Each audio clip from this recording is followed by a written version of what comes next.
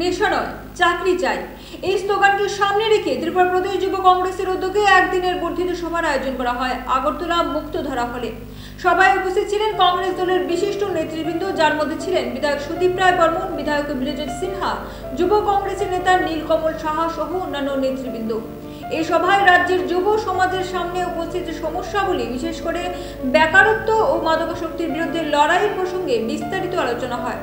বিধায়ক সুদীপ রায় বর্মন বলেন, বর্তমান প্রজন্মকে মাদকাসক্তি থেকে রক্ষা করে তাদের জন্য উপযুক্ত কর্মসংস্থানের সুযোগ সৃষ্টি করাই হবে যুব কংগ্রেসের অন্যতম প্রধান লক্ষ্য। তারা সরকারের উদাসীন নীতির বিরুদ্ধে সোচ্চার হন এবং যুব সম্প্রদায়কে সঠিকভাবে আন্দোলনে সামিল হওয়ার আহ্বান জানান।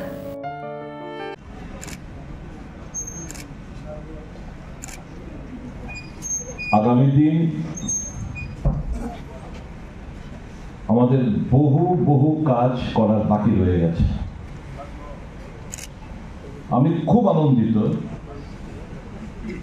যে প্রদেশ যুব কংগ্রেস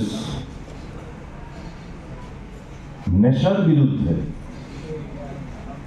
প্রত্যেকটি সভায়, ঘরের ভেতরেই হোক বাইরেই হোক, এটাকে প্রাধান্য দিয়ে তারা তাদের আন্দোলন সূচি গ্রহণ করার চেষ্টা করছে। আলোচনা হচ্ছিল আমাদের যুবক নেতৃত্বের সাথে, ওনারা চাইছেন ডেট এখনো ফাইনাল হয়নি, আপনাদের সঙ্গে আলোচনা ক্রমেই ফাইনাল হবে।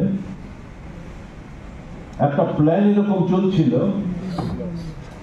যে এই নেশার বিরুদ্ধে যুব সমাজ এবং ছাত্র সমাজকে জাগ্রত করার লক্ষ্যে সাবরুম থেকে একটা পদযাত্রা আগরতলা, আর একটা একদম চুড়াইবাড়ি থেকে একটা পদযাত্রা আগরতলা এসে, দুটো পদযাত্রা একদিন একই ডেটে এসে এখানে মিলিত হবেন এবং প্রত্যেকটি বাজারে, ছোট বড় বাজারগুলোতে যেখানেই লোক সমাগম হয়, সেখানে এই নেশার বিরুদ্ধে প্রচার অভিযান, লিফলেট ইত্যাদি তারা ব্যাপকভাবে প্রচার করবে, যাতে করে ছাত্র যুব সমাজকে আমরা এর থেকে বিরত রাখতে পারি, তাদেরকে সঠিক দিশা দেখাতে পারি। এই প্রোগ্রামগুলো ওনারা নেবেন বলে সিদ্ধান্ত নিয়েছেন। এর আগে একই দিনে আমাদের যতগুলো সাংগঠনিক জেলা রয়েছে, এই স্লোগান নেশাময় চাকরি চাই, এই স্লোগানে গণঅবস্থান করারও ওনারা নাকি সিদ্ধান্ত নিয়েছে, এই বলে আমার কাছে খবর রয়েছে, আলোচনা কমিটিগুলো বেরিয়েছে।